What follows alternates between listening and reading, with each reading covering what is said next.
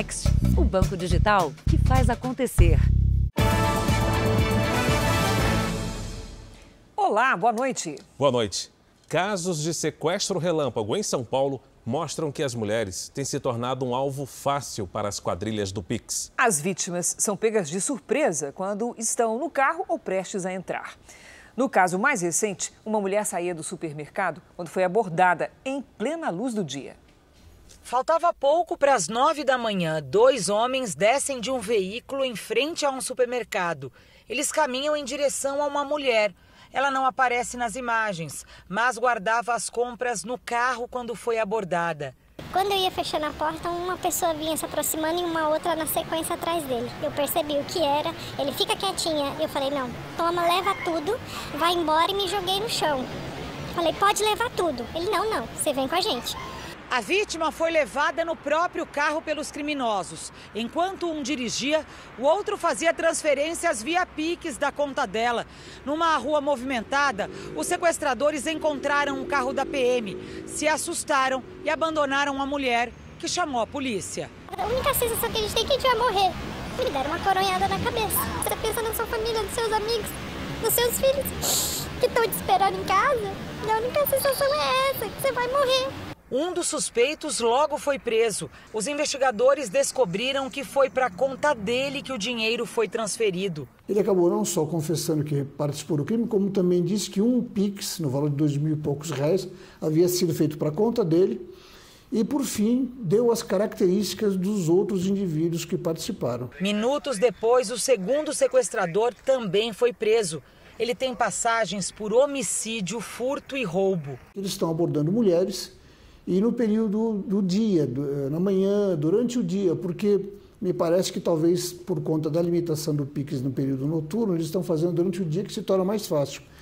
E não estão mais colocando as vítimas em cativeiro, estão mantendo dentro do próprio carro ou de um terceiro carro. Ontem, a mesma delegacia prendeu outra quadrilha que sequestrava mulheres. A vítima, que é motorista de aplicativo, gravava um áudio para o namorado quando foi abordada. O celular ficou ligado e registrou a agressividade dos criminosos. Se você tentar alguma coisa, você vai tomar um tiro. Eu estava indo pra minha casa. É motorista de aplicativo, moço. Você é motorista de aplicativo? Um carrão desse aqui? Não deixa ela olhar a nossa cara, cala a boca! A vítima nem percebeu que o celular tinha ficado conectado a um aplicativo de localização. Foi a partir dessa informação que a polícia chegou aos sequestradores. Meu medo era ser estuprada, meu medo era que eles depois me matassem, né? Eu não sabia o que podia acontecer. Só passava o pior pela cabeça, né? Eu nem lembrava que eu estava numa ligação. O apavoro foi tão grande que eu não lembrava que eu estava numa ligação, que o celular podia estar ativo, sabe? O resgate da motorista foi registrado pela câmera no uniforme de um dos policiais. Vem cá, fica em paz, você tá salvo agora. Ai, Deus te abençoe. Um suspeito morreu na troca de tiros com a polícia. Outros 2 foram presos. A polícia do Rio procura pelos suspeitos da morte do ex-vereador, conhecido como Jerominho. Ele é apontado como um dos fundadores da maior milícia do estado. Uma disputa interna da quadrilha pode estar por trás do assassinato. Entre amigos e parentes de Jerônimo Guimarães Filho, o clima é de medo. O irmão dele, o ex-deputado estadual Natalino Guimarães, esteve pela manhã no local do crime, mas não quis gravar. A polícia analisa as imagens do assassinato. 3 homens encapuzados descem de um carro e atiram com fuzis e pistolas. Jerominho e um empresário que o acompanhava são atingidos. Os 2 foram levados para o hospital, mas Jerominho morreu horas depois. Maurício Raul Atala segue internado e tem quadro de saúde estável. Testemunhas já começaram a ser ouvidas aqui na Delegacia de Homicídios da capital. Hoje, policiais voltaram ao local do crime em busca de novas imagens de câmeras de segurança. Os agentes tentam identificar a rota usada pelos criminosos. Jerônimo Guimarães Filho e o irmão são apontados como fundadores da Liga da Justiça, uma das maiores milícias do Rio. Por 2 vezes, Jerominho foi eleito vereador, mas foi preso antes de terminar o 2º mandato. Ele passou 11 anos num presídio federal, condenado por extorsão e homicídio. Uma das últimas aparições foi nesta semana, durante um encontro para apoiar 2 candidatos. A reunião vai começar a qualquer momento, mas aguardo a chegada de todos vocês aqui. O assassinato de Jerominho ocorre em meio a uma disputa pelo controle da milícia. Desde a morte de Wellington da Silva Braga, o Eco, no ano passado, 2 criminosos lutam pelo território da quadrilha. Luiz Antônio Braga, o Zinho, irmão de Eco, e Danilo Dias Lima, o Tandera. O trabalho ele já vinha sendo feito, monitorando esses grupos criminosos, e vai seguir sendo feito frente a esses fatos que recentemente aconteceram. Veja agora outros destaques do dia. Morre aos 84 anos o humorista, apresentador e escritor Jô Soares. Homem de muitos talentos, Jô fez história na TV e no humor. É só achar outro goleiro que fecha o gol que nem eu. Eu mudo. Vídeo mostra momento em que modelo pilotando uma moto atropela e mata pedestre. A cesta básica está mais barata em 10 capitais brasileiras.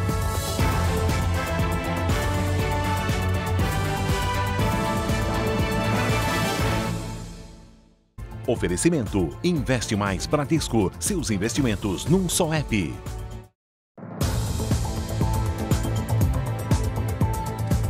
Em Minas Gerais, a polícia prendeu em flagrante o homem que matou a ex-namorada na frente do irmão dela.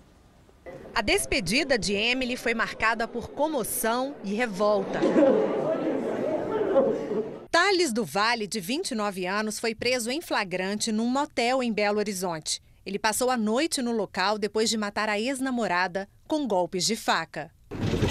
Foi uma funcionária do motel que chamou a polícia. Quando os militares chegaram, ele reagiu à prisão. Inconformado com o fim do relacionamento, o homem invadiu a casa de Emily, de 24 anos, e cometeu o feminicídio.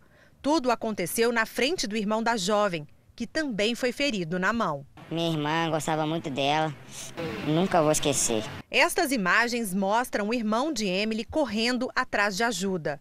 Ele passa por Thales, que caminhava ainda pela calçada logo depois do ataque. No momento da prisão, ele estava com as mesmas roupas do dia do crime. Segundo a família, Thales e Emily se conheceram pelas redes sociais. Ele morava nos Estados Unidos e voltou ao Brasil para conhecê-la.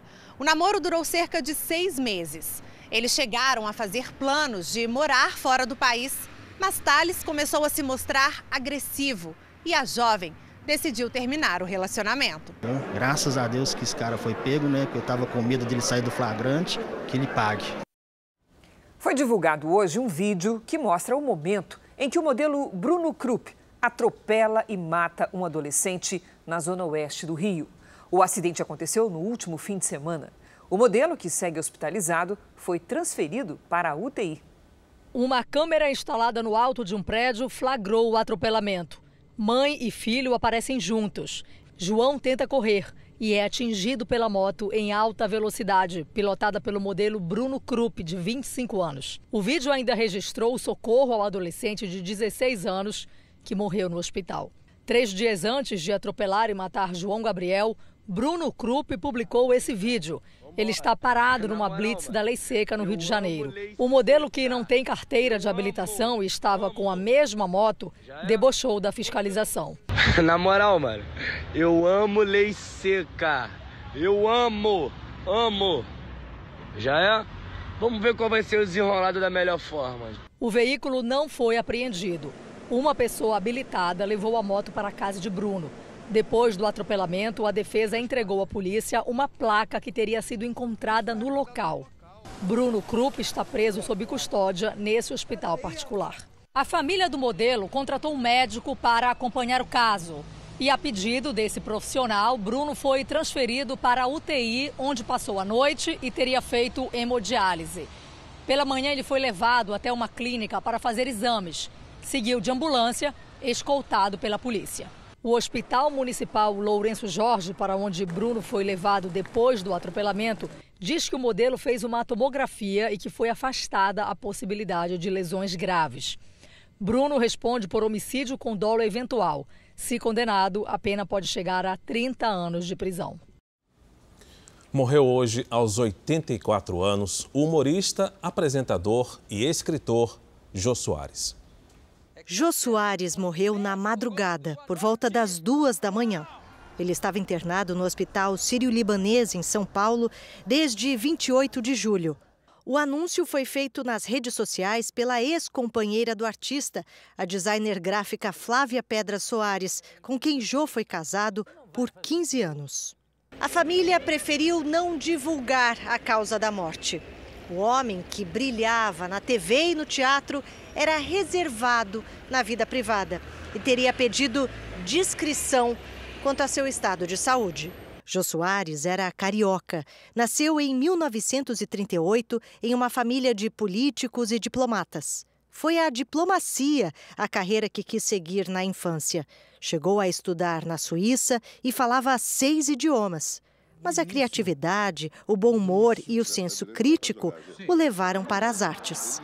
Jô foi casado 3 vezes e teve um único filho, Rafael, que morreu de câncer aos 50 anos em 2014. Vizinha de Jô, a apresentadora Adriane Galisteu lamentou a perda do amigo. Quanto vai ser difícil viver no Brasil sem o Jô, né? O quanto vai ser difícil voltar para casa e não ter meu vizinho lá pra gente dar risada, não vou sentir o perfume dele no elevador.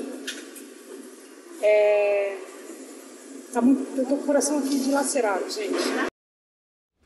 Jô Soares trabalhou com praticamente todo o meio artístico brasileiro.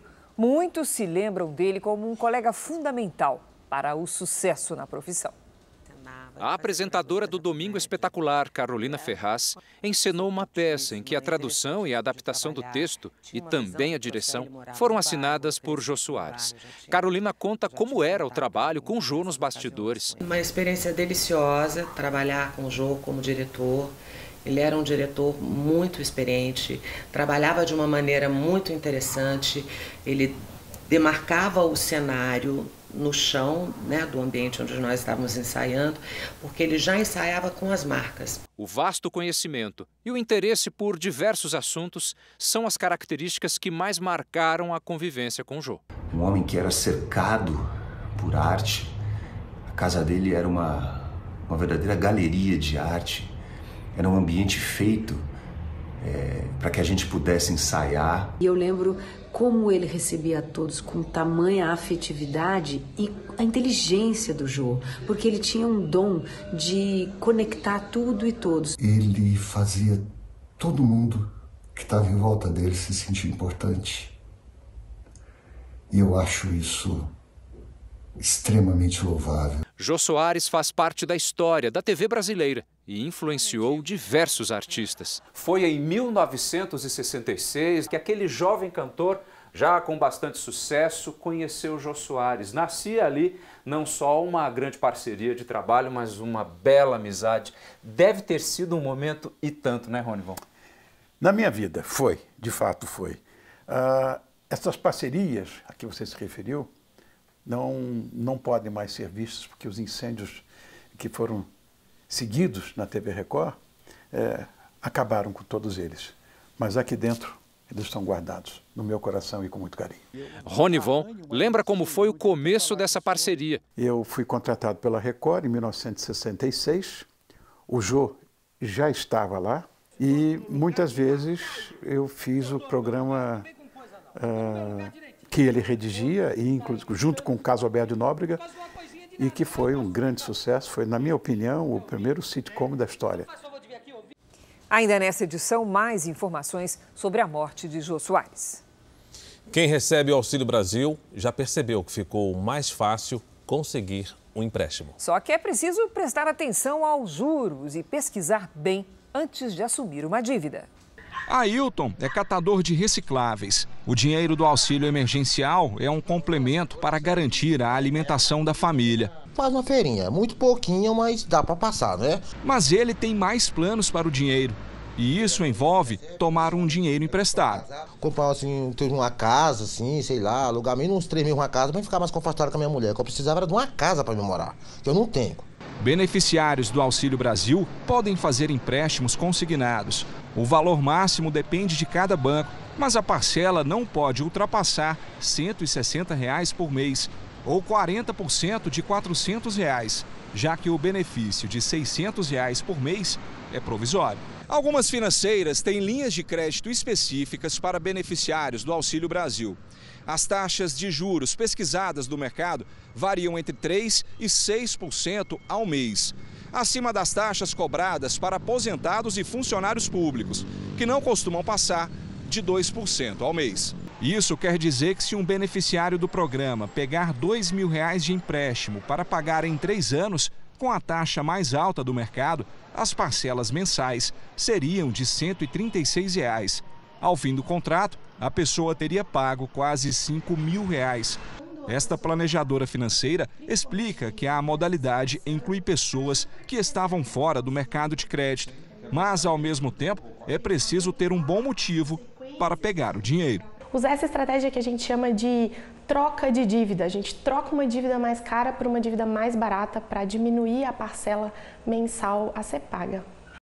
Agora o noticiário internacional. Na Tailândia, ao menos 14 pessoas morreram no incêndio em uma casa noturna no sudeste do país.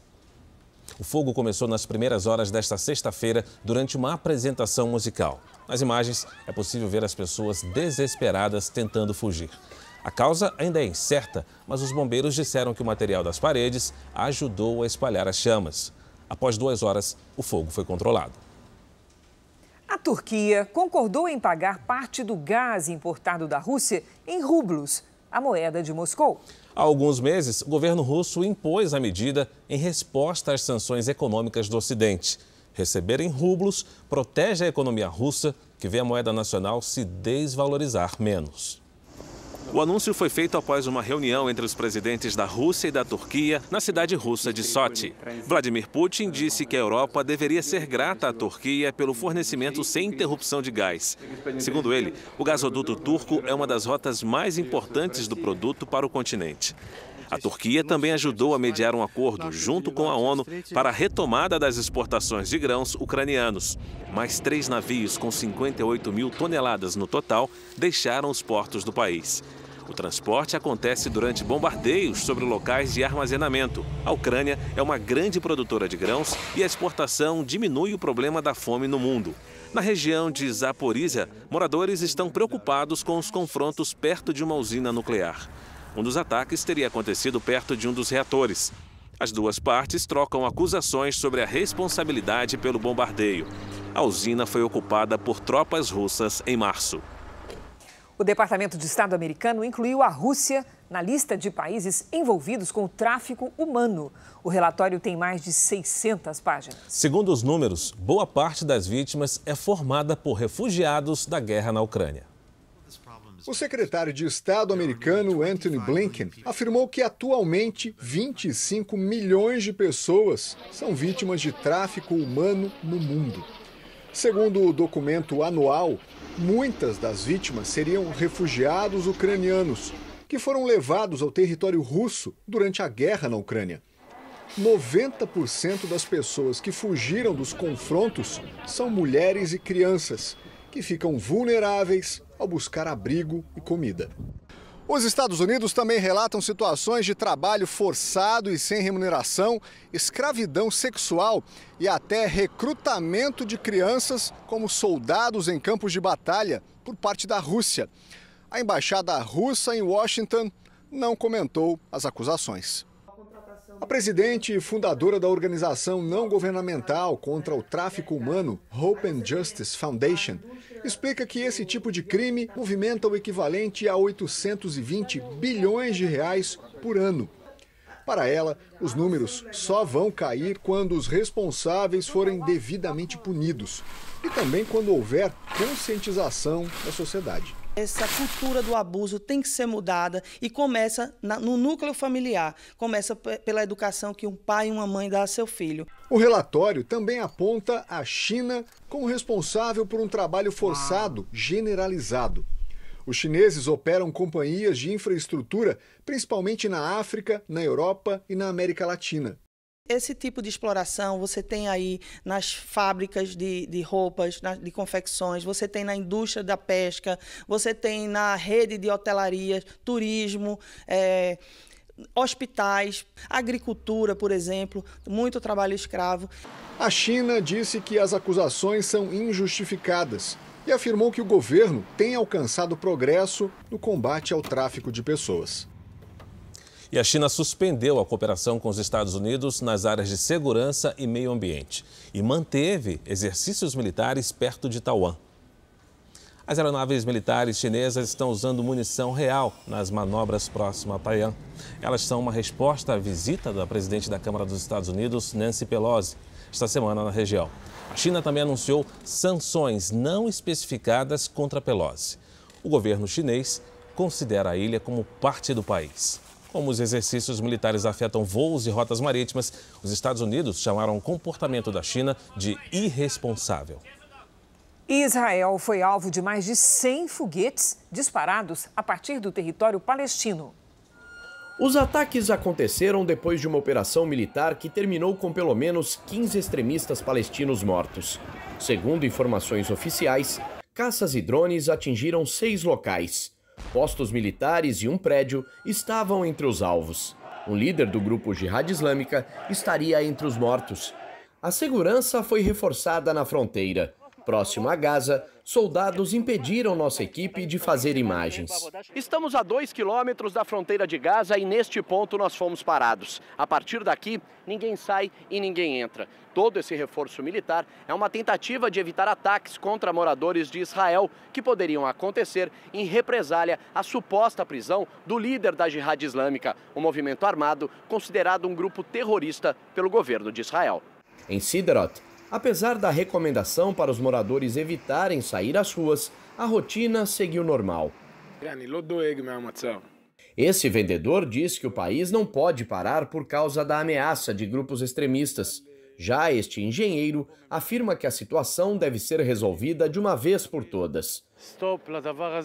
À noite, o sistema de defesa aéreo de Israel interceptou mais de 100 foguetes disparados de Gaza.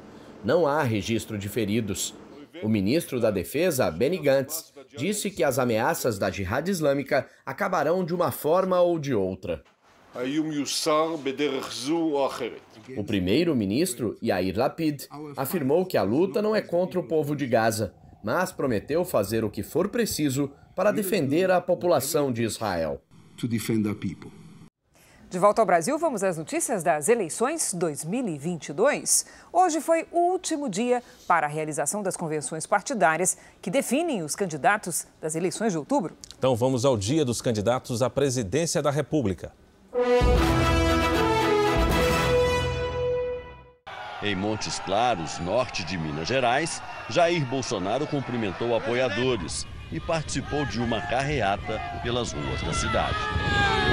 A visita a Montes Claros foi a primeira viagem de Jair Bolsonaro depois da definição de um palanque no estado para tentar a reeleição. O presidente vai apoiar Carlos Viana, do PL, na disputa pelo governo do estado.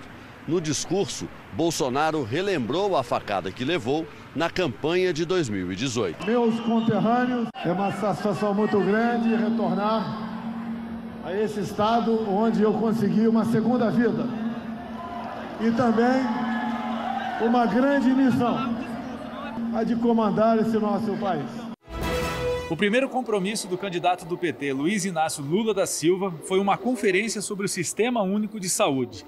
Lula falou sobre economia e produção de alimentos e defendeu um modelo público de saúde do Brasil. Esta é uma conferência livre, democrática e popular, porque nós entendemos que não haverá saúde de fato se ela não for pública e de qualidade, acessível a todos e a todas. No início da noite, Lula veio ao Sindicato dos Metalúrgicos de São Bernardo do Campo, no ABC Paulista, onde participou do lançamento de um livro e de um documentário sobre a vida dele. Em Brasília, o candidato do PDT à presidência, Ciro Gomes, anunciou Ana Paula Matos, servidora da Petrobras e vice-prefeita de Salvador, como candidata à vice-presidência da República. Ela vem para me ajudar a coordenar o programa de governo, vem para circular o país, mas vem especialmente para me ajudar a fazer do meu governo um governo feminino. Ciro Gomes disse que mantém o diálogo com possíveis aliados, mas optou por formar uma chapa pura. Ana Paula Matos também é do PDT e é tida como a figura que faltava para impulsionar a candidatura do PDT ao Palácio do Planalto. O União Brasil fez hoje a convenção nacional que oficializou Soraya Tronic como candidata do partido à presidência da República e Marcos Sintra como vice.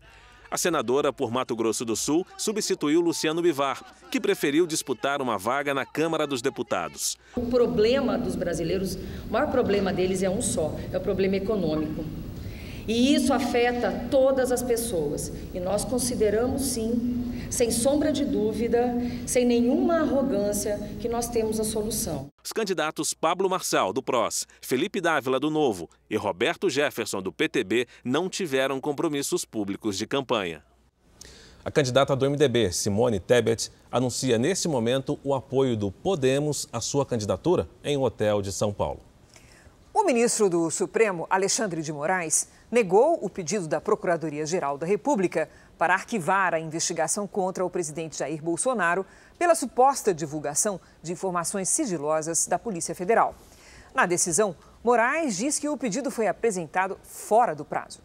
Em outra decisão, a ministra Carmen Lúcia deu 5 dias para Bolsonaro prestar informações sobre a decisão de mudar o desfile militar de 7 de setembro, no Rio de Janeiro, do centro da cidade para a praia de Copacabana.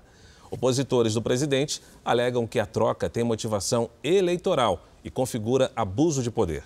O Palácio do Planalto não comentou as duas decisões. Veja a seguir mais homenagens ao humorista e apresentador Jô Soares, um dos maiores talentos da TV brasileira. E veja também, casal do Haiti cai em golpe e perde todo o dinheiro guardado para trazer os filhos ao Brasil.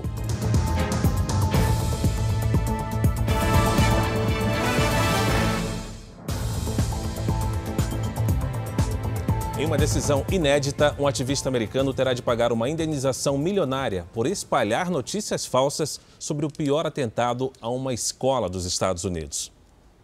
Alex Jones disse que tudo não passou de uma encenação para aumentar o controle de armas no país.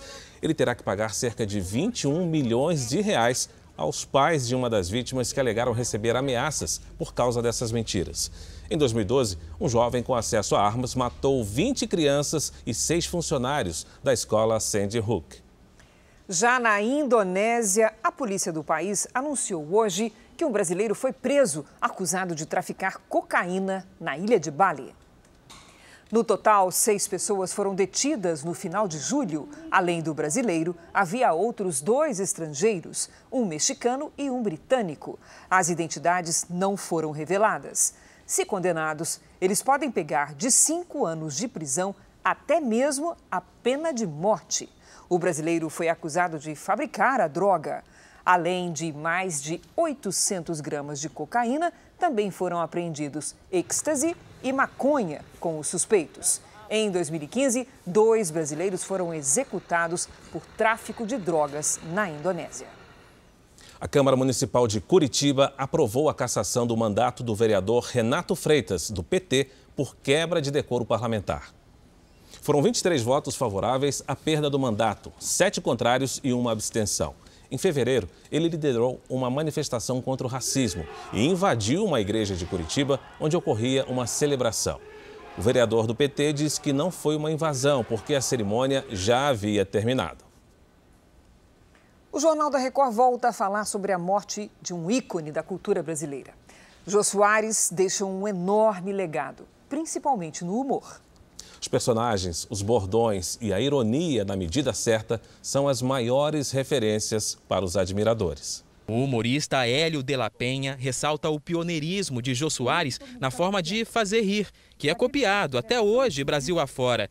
Para ele, Jô foi um dos criadores da comédia de stand-up no país. O stand-up não surgiu nos anos 2000, né? O stand-up ele vem de tempo, assim, nos Estados Unidos já tinha mais tempo, né?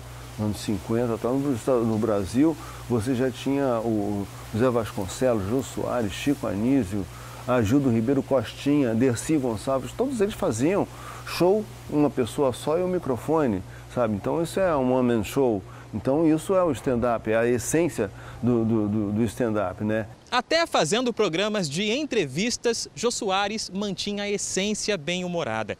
Ele dizia que rir de si mesmo é um mandamento da vida, não só da comédia. E que depois que você experimenta a sensação de fazer rir, não há como viver sem ela. Existiria o humor brasileiro do jeito que a gente conhece se não houvesse Jô Soares? Difícil. As pessoas daqui para frente vão ter que estudar Jô Soares, e tomara que estudem bastante Jô Soares. Mas a gente assistiu, viu, a gente foi contemporâneo, então fomos privilegiados. O corpo de Jô Soares foi velado em São Paulo. A família pediu uma cerimônia discreta e reservada apenas a amigos próximos e parentes. O caixão com o corpo do apresentador chegou ao local do velório no começo da tarde. Jô Soares estava internado desde o dia 28 num hospital da capital, onde morreu esta madrugada. A família do humorista atendeu ao pedido do próprio Jô e fez uma despedida reservada. Coroas de flores chegavam a todo momento. A ex-mulher de Jô Soares, Flávia Pedra Soares, estava muito emocionada e foi consolada. Os dois foram casados por 15 anos. Amigos fizeram questão de lembrar do talento de Jô. O Jô é das pessoas que eu conheci aquilo, o mais próximo que pode se falar de um gênio. O maestro João Carlos Martins lamentou a morte do amigo. Dificilmente o Brasil terá novamente um Jô Soares na vida. O governo de São Paulo decretou luto oficial de 3 dias no estado. Jô Soares era carioca, mas o corpo do humorista deve ser cremado amanhã em Mauá, na Grande São Paulo, numa cerimônia fechada ao público.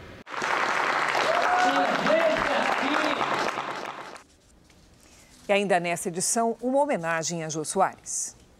Morreu hoje a terceira pessoa atingida por um raio perto da Casa Branca, sede do governo americano. Câmeras conseguiram registrar o raio durante a forte tempestade que caiu em Washington na quinta-feira. As 4 vítimas estavam perto de uma estátua e de uma árvore quando foram atingidas. 3 morreram. Uma permanece internada em estado grave. O parque é um dos pontos turísticos mais visitados da capital americana. Aqui no Brasil, depois de uma semana de calor acima da média, esfriou no sul do país. Vamos saber como é que vai ser o nosso fim de semana? Boa noite, Lide. Essa temperatura fria vai se espalhar por outros estados? Vai sim, Cris. Boa noite para você, Fara, para todos que nos acompanham. São Paulo, Rio de Janeiro e Mato Grosso do Sul devem sentir o avanço desse ar gelado. A frente fria que está em São Paulo segue para o oceano neste sábado. Na sequência, chega o ar polar, que atinge o sudeste e parte do centro-oeste. No sul, o frio ganha força e pode gear na fronteira com o Uruguai, com mínima de 0 grau. À tarde, o sol aparece e não chove na maior parte do Brasil. Na costa do Nordeste, chove a qualquer hora. Há risco de alagamentos e deslizamentos entre o sul da Bahia e o Rio Grande do Norte. Na região norte, com exceção do Tocantins, há previsão de pancadas isoladas. Em Curitiba, máxima de 15 graus. No Rio de Janeiro, faz 24. Em Cuiabá, até 37 e 33 é a máxima prevista para Rio Branco. Em São Paulo, fim de semana de muitas nuvens, garoa e temperaturas baixas. Neste sábado, máxima de 21 graus. No domingo, faz até 24. Agora tem um tempo delivery. A Flavineide é de Barra do Bugres, em Mato Grosso, Lide. Vamos lá. Flavineide, seguinte, nada de chuva nos próximos dias, mas eu já adianto que depois do dia 9, terça-feira, pode ter uma virada no tempo por aí. Por enquanto, muito sol, calor e baixa umidade. Neste fim de semana, máximas de 34 e de 35 graus. A Fabiane quer saber como é que vai ser o fim de semana em Eunápolis, na Bahia. Opa, pra já, Fara. Fabiane, o fim de semana será com muitas nuvens, nevoeiro e possibilidade de chuva. Mesmo assim, o sol aparece e o calor aumenta à tarde. Neste sábado, faz até 29 graus. No domingo, 28. Participe do Tempo Delivery pelas redes sociais. Mande uma mensagem com a hashtag você no JR. Cris, Fara, bom fim de semana. Para você também, Lidia. Para você também, Lidiane. Veja a seguir, saída temporária de presidiários pode ter restrições ou até mesmo ser proibida. E a polícia investiga o roubo de tacógrafos, que são aparelhos usados para registrar a velocidade em ônibus e caminhões.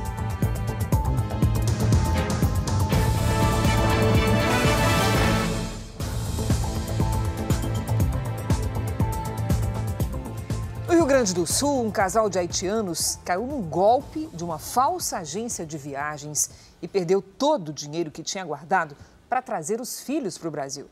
Os golpistas se passaram por funcionários de uma empresa que realmente existe e tem sede no Paraná. Jean e o Wicklin moram no Vale do Taquari, a 100 quilômetros de Porto Alegre. Eles vieram para o Brasil em 2015 em busca de melhores condições de vida. Os 4 filhos do casal, que têm entre 10 e 17 anos, ficaram no Haiti. O plano era reunir a família quando tivessem o dinheiro para as passagens. Depois de 6 anos, o casal conseguiu juntar R$30 mil, valor necessário para trazer os 4 filhos e um parente para o Brasil. Eles achavam que estavam comprando as passagens de uma agência de viagens do Paraná. Toda a negociação foi pela internet. O casal só percebeu que era golpe quando fez o pagamento e não conseguiu mais contato. Os criminosos usaram o nome de uma empresa verdadeira especializada neste tipo de serviço. A dona da agência, que também é haitiana, diz que a quadrilha já usou o nome da empresa dela para aplicar golpe. Eu tenho um monte de comprovante de pessoas que caem. Mais de R$100 mil já. O caso está sendo investigado pela Polícia Civil. Para o Wicklin, o sonho de reencontrar os filhos ficou mais distante. Se filho falar agora, mãe, eu com fome, eu não tenho mais dinheiro, vai mandar para ele. Agora eu não tenho força. É muito complicado para mim. Agora uma informação que acaba de chegar. Os bombeiros confirmaram a queda de um helicóptero na região do Pico do Jaraguá, zona oeste de São Paulo. A equipe de resgate está no local. Os bombeiros disseram que 2 corpos foram encontrados na mata e perto de uma torre de comunicação. A identidade das vítimas não foi divulgada. Pelo menos 8 pessoas ficaram feridas após um botijão de gás explodir em um restaurante na capital paulista. De longe, dava para ver as imagens do fogo. 10 viaturas do Corpo de Bombeiros estiveram no local. O incêndio foi controlado cerca de 20 minutos depois. A área foi isolada. Um homem de 59 anos foi socorrido com queimaduras graves e levado ao Hospital das Clínicas. Os preços dos produtos da cesta básica recuaram no último mês em 10 de 17 capitais pesquisadas. É o que revela um levantamento divulgado hoje. Mesmo assim, por causa dos aumentos acumulados nos últimos 12 meses, ainda é difícil encher o carrinho do supermercado. Para fazer compras hoje é preciso ser objetivo. Só vai para casa o que for realmente necessário. Hoje, quando eu cheguei, eu levei um susto. Tá tudo caro, tá um absurdo. Não tem como encher o carrinho como antes. A lista na mão ajuda muito na hora de lembrar o que levar. Eu só compro o que está na lista. O que está na lista eu não compro. Se não tiver aí? Não compro. A situação já esteve pior. Levantamento divulgado hoje mostra que o valor da cesta básica em 10 capitais para o mês de julho é menor se comparado ao mês passado. No mês, houve queda em Aracaju, Curitiba, Florianópolis, Fortaleza, Goiânia, João Pessoa, Natal, Porto Alegre, Rio de Janeiro e São Paulo. E alta dos preços em Belém, Belo Horizonte, Brasília, Campo Grande, Recife, Salvador e Vitória. O levantamento mostrou que 8 dos 13 itens da cesta tiveram queda no preço. O tomate, por exemplo, está quase 25% mais barato. A batata, 14%. E a carne bovina, quase 3%. Apesar da redução dos preços, ainda está difícil para o brasileiro conseguir encher o carrinho. Isso porque 12 dos 13 produtos da cesta básica continuam mais caros, se comparados ao mesmo período do ano passado. No caso, a batata, o café e o leite foram os itens que somaram os maiores reajustes. A banana, a farinha de trigo, o óleo de soja e o feijão carioquinha também acumularam altas.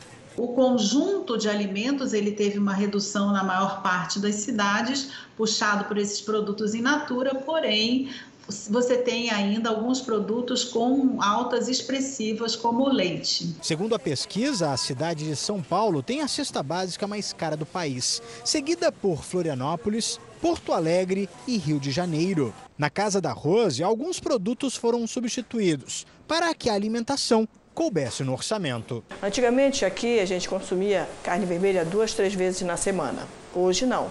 Hoje a gente está consumindo uma vez na semana, 2 no máximo. O ministro Nunes Marques, do Supremo Tribunal Federal, concedeu uma liminar que devolve os direitos políticos ao ex-governador do Distrito Federal e pré-candidato a deputado federal, José Roberto Arruda, do PL.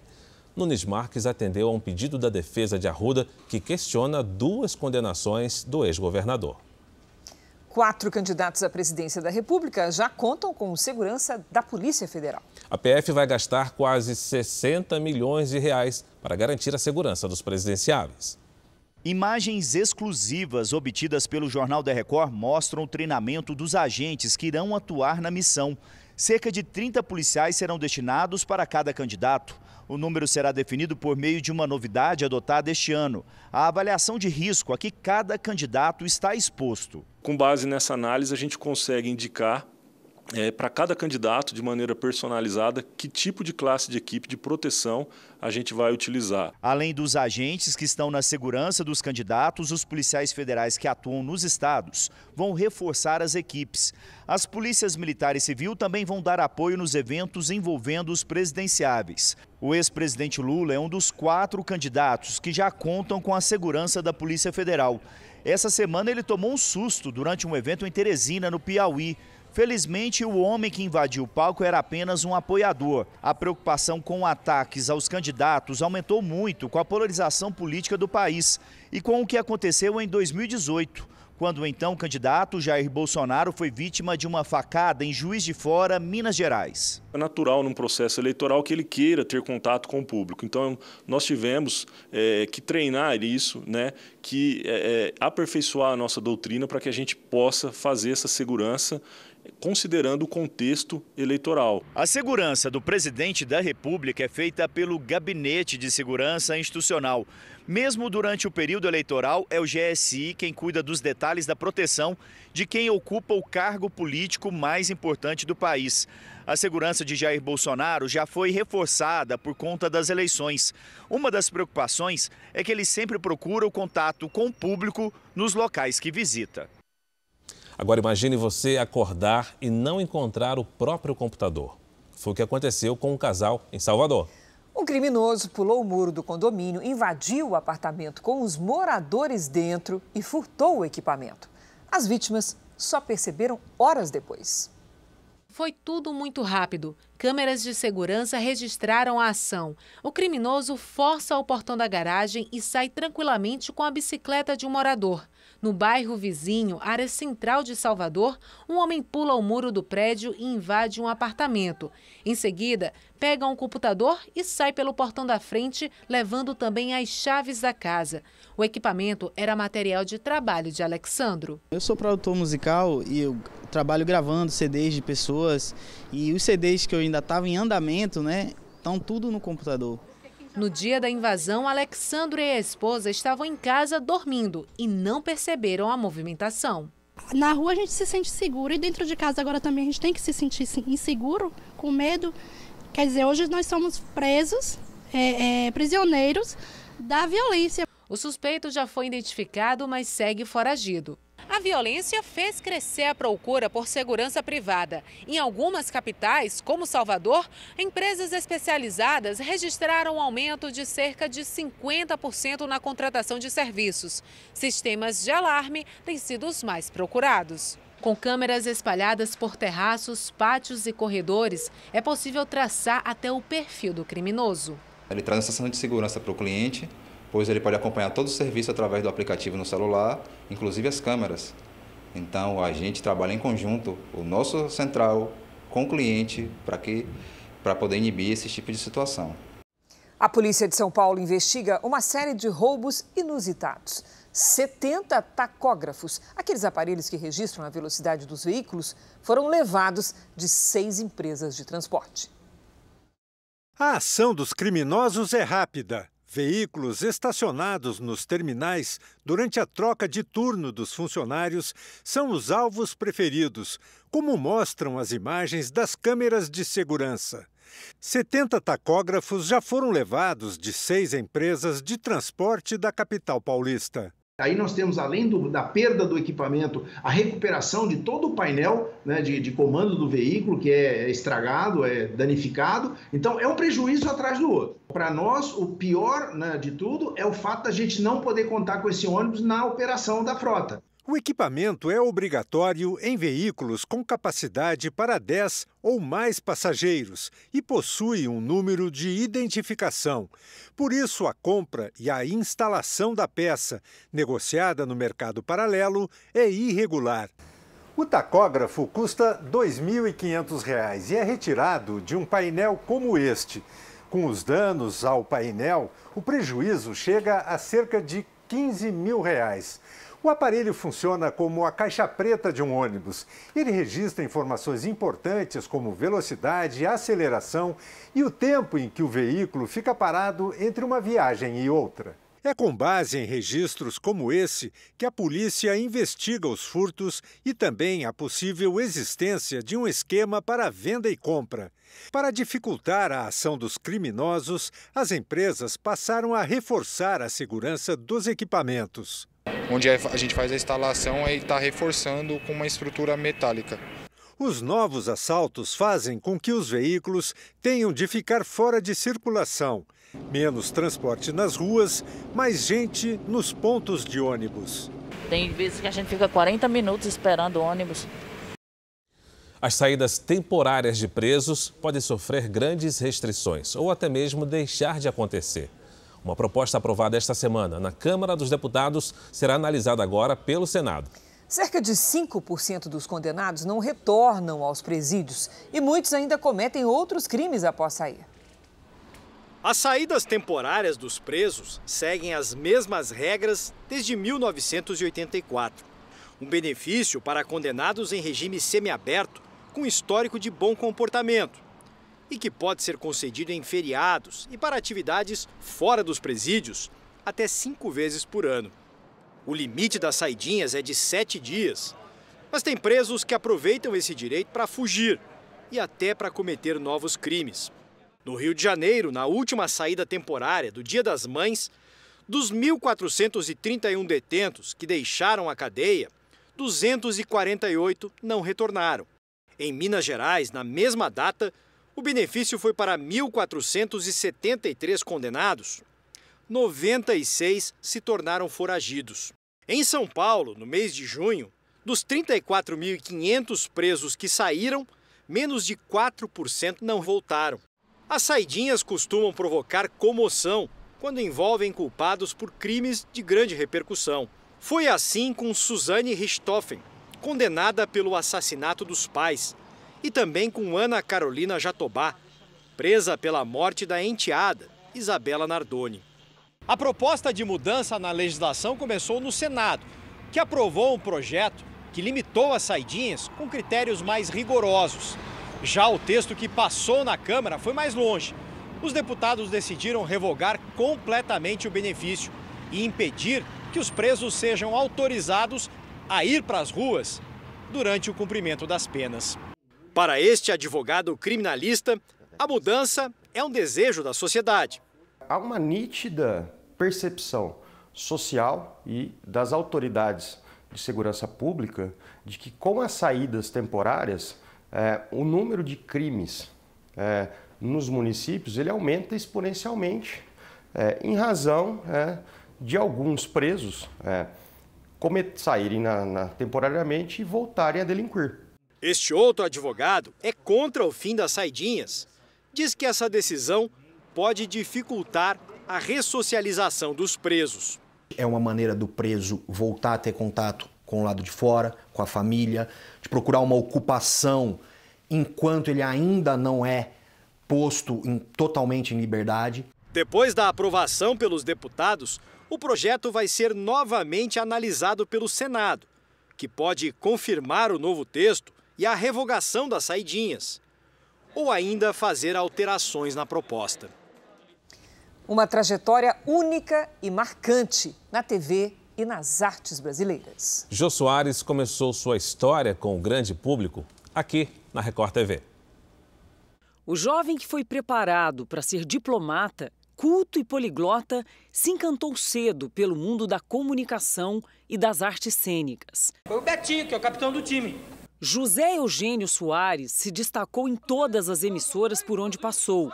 Jô Soares, como ficou conhecido, dividiu palcos e estúdios de TV com nomes consagrados.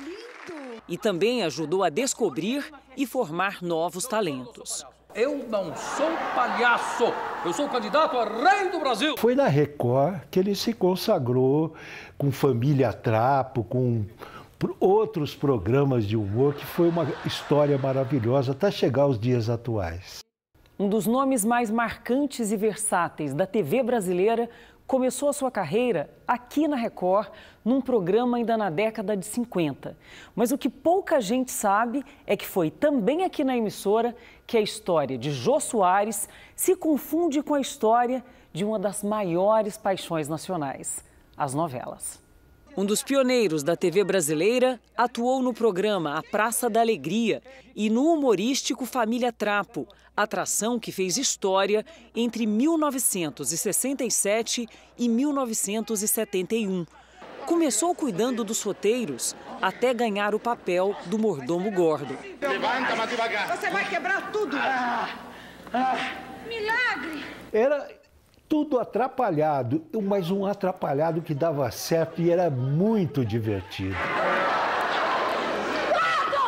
Na Record TV também escreveu e interpretou Jaime Boni, um dos principais personagens da novela Ceará contra 007, a única da carreira, uma das tramas de maior audiência do país na década de 70. Por conta de vários papéis em várias frentes, Jô Soares tinha um carinho especial pela emissora. Em São Paulo eu comecei, foi aqui na Record, graças à insistência do meu amigo Newton Travesso. Nos programas de entrevista, Jô tinha habilidade para se comunicar com todo tipo de convidado, com um jeito particular de fazer perguntas, mesmo as mais indigestas. Intelectual inquieto, Jô também se dedicou à literatura, autor de O Xangô de Baker Street e O Homem que Matou Getúlio Vargas. O sucesso se repetiria também nas peças de teatro e musicais que dirigiu. Eu não sou um influenciador digital, eu sou um influenciador analógico. O filho de um empresário paraibano e de uma dona de casa entrou para a história do teatro, do humor, da TV. Um conjunto de talentos em uma única pessoa. Difícil de imitar, impossível de substituir. Um beijo do gordo, boa noite! Uau!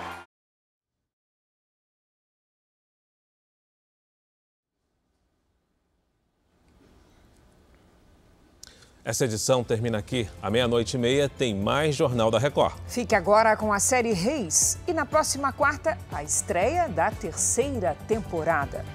Ótima noite para você. Um excelente fim de semana.